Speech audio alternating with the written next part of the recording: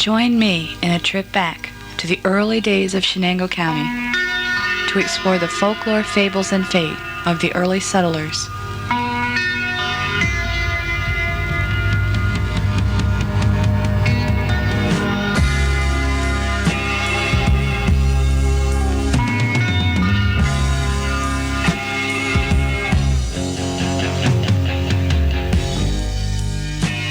On a warm May night in 1880, near the village of Earlville, a lonely old man went to the banks of the Shenango River and sat on a stump to do some eel fishing. As he sat, he was startled to see a mist floating across the river. It came from the east and took several unusual shapes, ending as an Indian brave. As the ghostly figure neared him, it stopped and pointed a long finger at him. Depart from the fishing grounds of Mana, the war chief of the Odinas.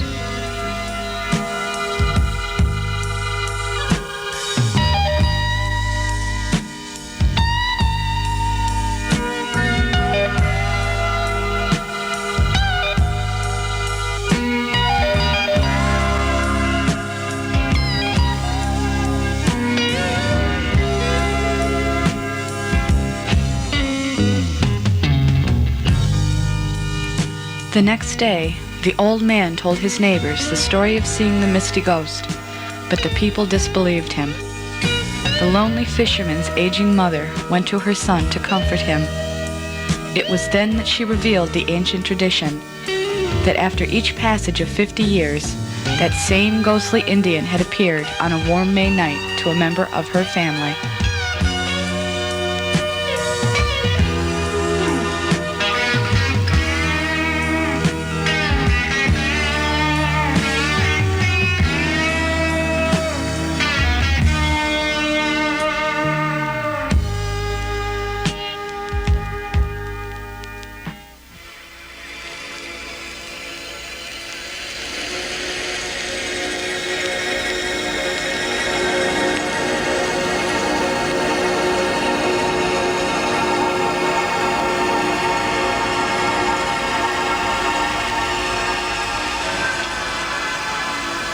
On June 2nd, 1872, the O'Leary family had just settled down to a dinner at their home near the Shenango River.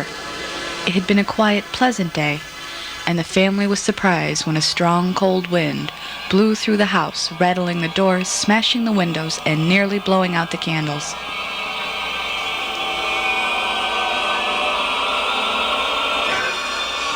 Later, that same evening, a lady school teacher walked half a mile across open fields to the O'Leary home where she was boarding. The story she heard when she arrived greatly surprised her, since the night air had been warm and still for her walk. The next evening, the cool, ghostly winds again blew through the house. The very upset O'Learys contacted neighbors, but found no one who had experienced the mysterious weather.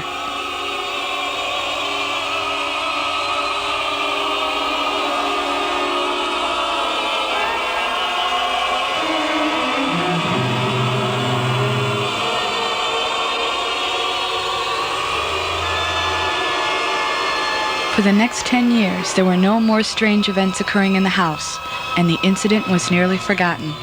But on June 2nd, 1882, the ghost wind repeated itself. The frightened O'Leary family sold their home and moved away.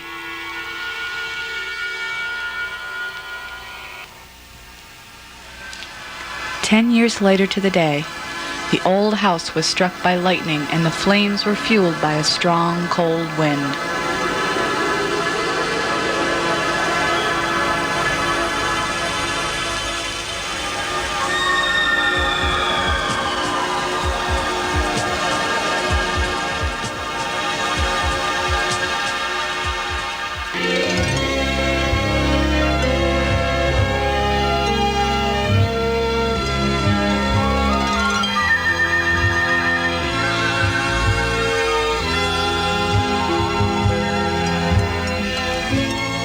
Back around 1820, many people from nearby cities and towns traveled to the town of Visalia to visit one of the biggest tourist attractions in the area, Pitcher Springs. The spring's mineral waters were thought at the time to have great curing powers. A town grew up which contained a hotel, a dance hall, a saloon, and churches, all of which are now gone. But during that time, a young man named Von Twyler traveled to the resort and fell in love with 18-year-old Dawn Moore. Shortly after, the two were engaged to be married.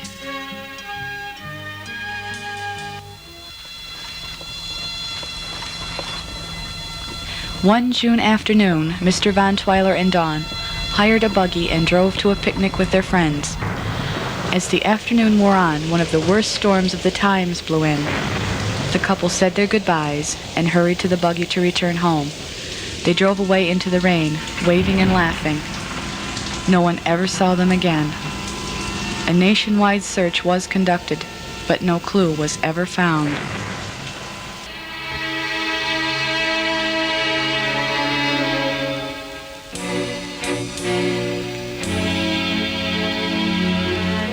"70 years later, on an April morning in 1893, Mr. Eli Thornton went to a ravine in his field to work. He discovered a part of a rusted buggy wheel buried in the soil while plowing for his spring planting. Eli went into town and brought back men with shovels. They uncovered the rotted remains of a buggy, the skeleton of a horse, and 2 human skeletons. The ancient mystery had been solved. The young couple had driven into the ravine for shelter from the storm. A landslide provided their instant burial. And I could easily fall from grace, then another would take my place, for the chance to behold your face. And the days of my life were but grains of sand as they fall from your open hand at the call of the wind's command.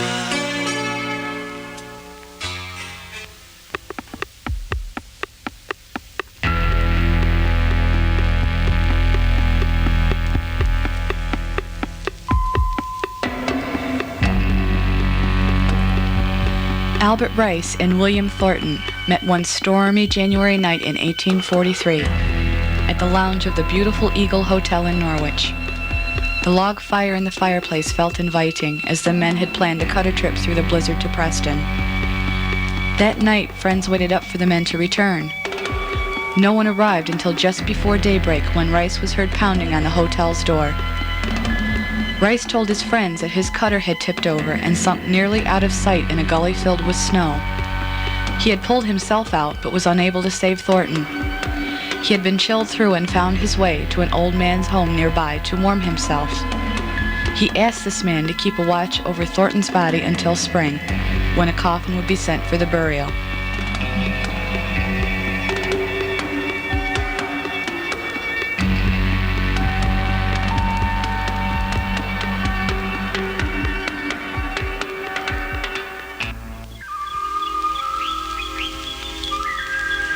In the spring, the coffin arrived, but instead of using it for Thornton's body, the old hermit painted it white and arranged to use it for himself. He did just that when he died a short time later.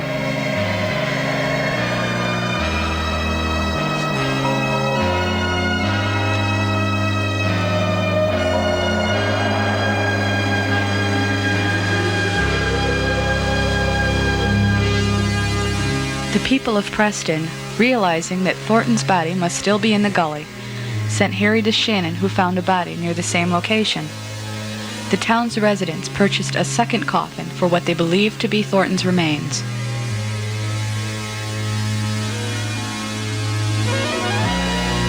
The next year, Albert Rice was dumbfounded when his friend William Thornton came to pay him a visit. Thornton told him he had tunneled his way out of the snowdrift and caught a stage headed west.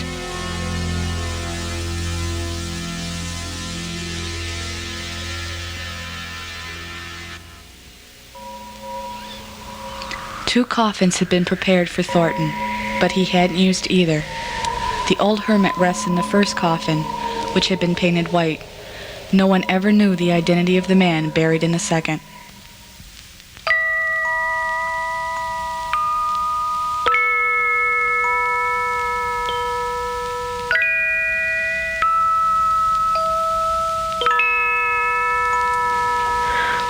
Daddy, I don't want to die. I don't like the wind and the darkness. I'm afraid when it's dark. Please, Daddy, do I have to die?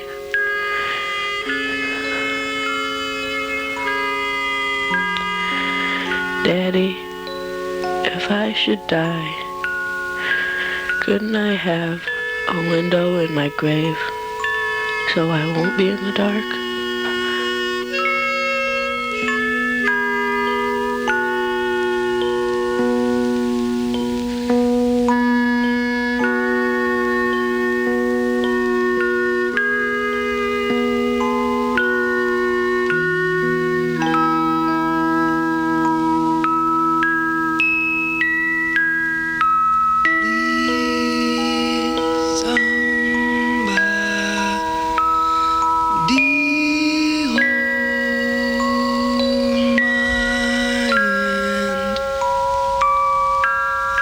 Scared and feel real shaky.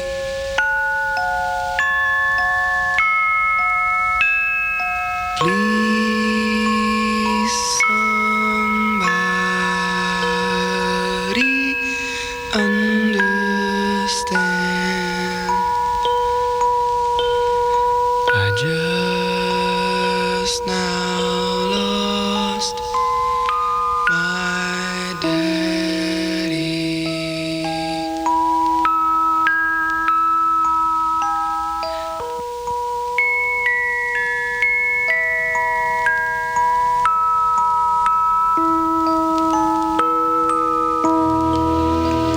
Merritt Beardsley died a feverish death on a cold December night in 1865. He was the son of William Beardsley of Oxford.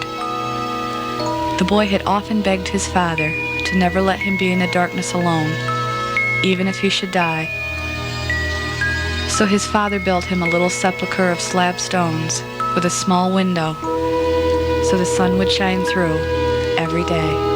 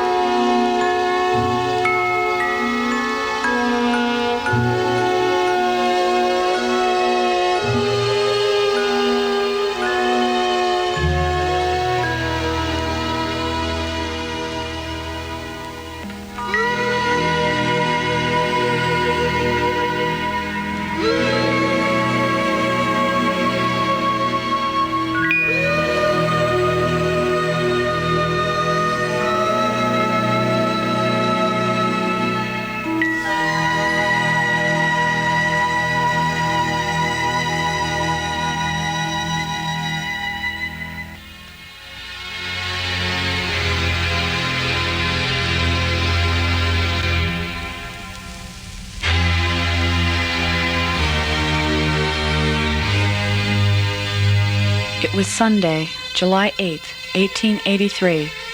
Summer had come early that year, and the air was breathless and hot. A huge black cloud was hanging in the sky.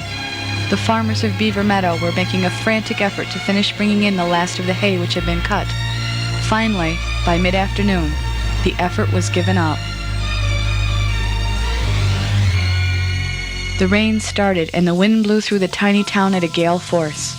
On the outskirts of town, a young boy lay sick in bed. Suddenly, a huge blast of air ripped open the front door and blew straight through the house, smashing out the windows on the opposite side. The sick child was thrown through the window casing and landed in a patch of weeds near the lawn.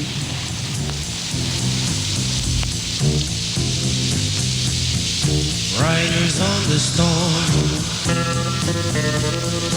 riders on the storm.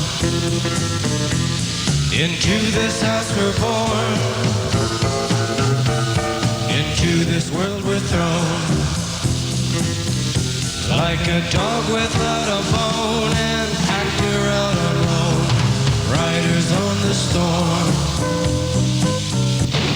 Seconds later, the house fell into a pile of broken timbers, but the child was completely unharmed.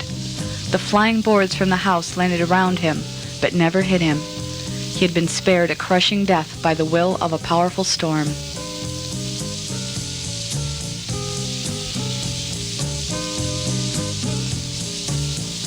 A path of destruction a mile wide was left.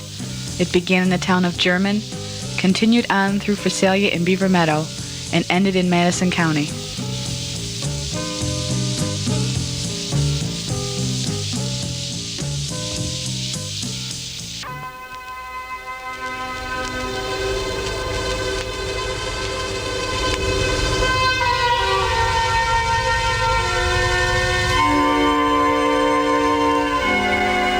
Old Philip Geigner died in November of 1845 and was buried in the Mount Hope Cemetery south of Norwich.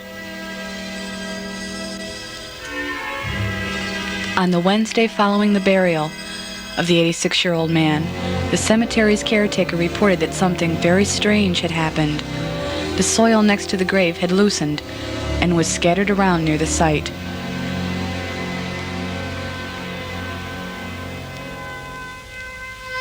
The following night, several men from Norwich organized a watch, expecting to catch someone in the act of grave robbery. They gathered lanterns and provisions and met at the cemetery at nightfall. As the night wore on, a drenching rain forced the group into the caretaker's shanty, but a careful lookout was still continued.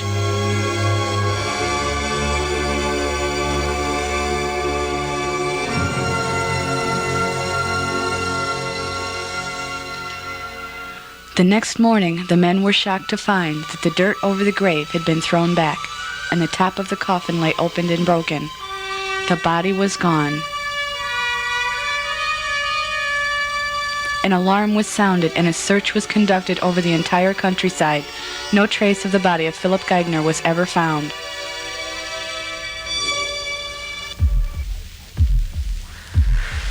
I forgive from the bottom of my heart all who have harmed me. May God rest my soul.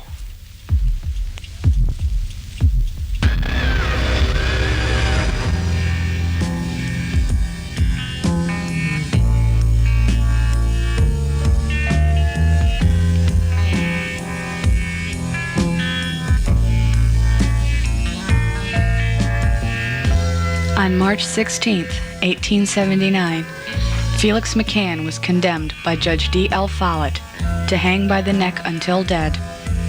He was hung in front of the Norwich courthouse on June 5th of the same year. A crowd of morbid spectators had begun gathering at 4 o'clock in the morning to watch. McCann was paraded up the street to his death as a circus band stood by playing The Wearing of the Green. His body had retained life for 14 minutes after the tripcord had been pulled. Felix McCann had been addicted to alcohol, but when he was sober, he was known to be as good a neighbor as anyone could want. His friends on the Pleasant Valley Road in Sherburne considered him to be a thoughtful person and a good provider. But one day in the fall of 1878, McCann came home from a saloon in the village, staggering and reeling. He arrived just in time to see his neighbor, James Hatch, shooting one of McCann's chickens. Earlier, Hatch had warned Felix that if his chickens continued to be allowed to run loose and ruin his garden, they would be shot and cooked for supper. McCann, whose thoughts were clouded by alcohol, flew into a rage. He picked up the rifle which he kept on the back porch and shot Hatch dead. McCann was the last man executed by hanging in Norwich.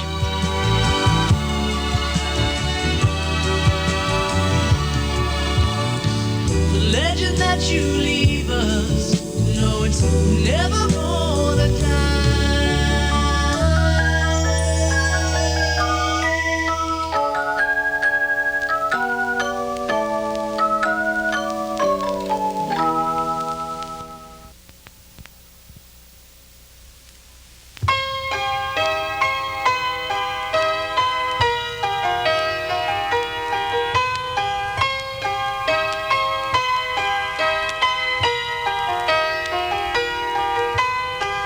Sometimes in the night I feel it, near is my next breath and yet untouchable. Silently the past comes stealing, like the taste of some forbidden sweet.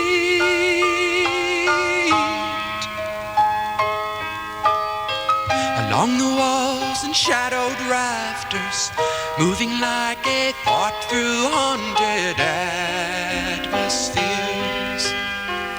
Muted cries and echoed laughter, banished dreams that never sank in sleep.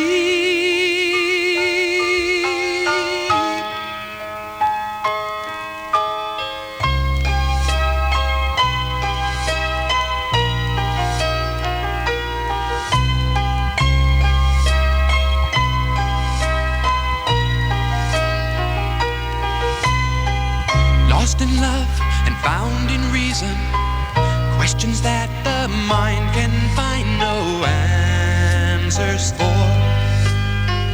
Ghostly eyes conspire treason as they gather just outside the door.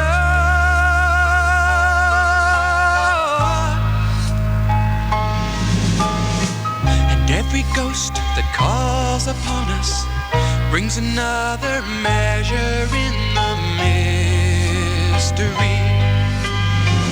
Death is there to keep us honest and constantly remind us we are free.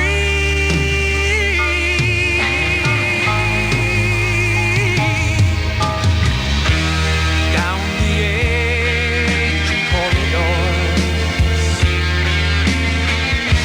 and through the gates of time, run the ghosts of days that we left behind.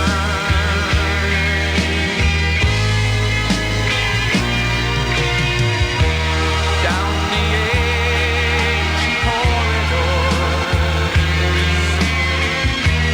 through the gates of time, run the ghosts of dreams that we left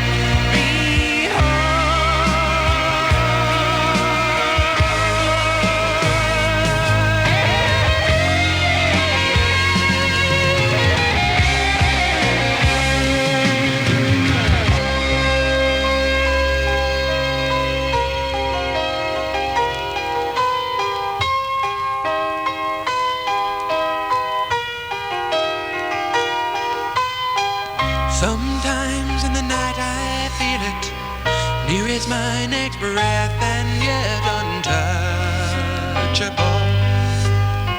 Silently the past comes stealing, like the taste of some forbidden sweet.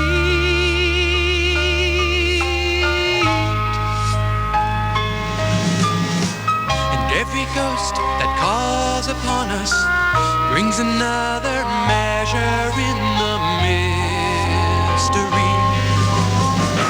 Death is there to keep us honest and constantly remind us we are free.